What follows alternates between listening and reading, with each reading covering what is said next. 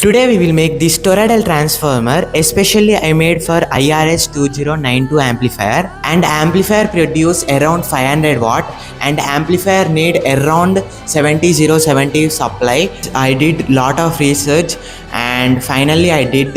And friends, I will make 3 parts of videos. In this video I will make this transformer, and next video I will make driver section, and third video we will test the amplifier. And friends, to run this transformer we need driver section. I am using base tube amplifier driver section.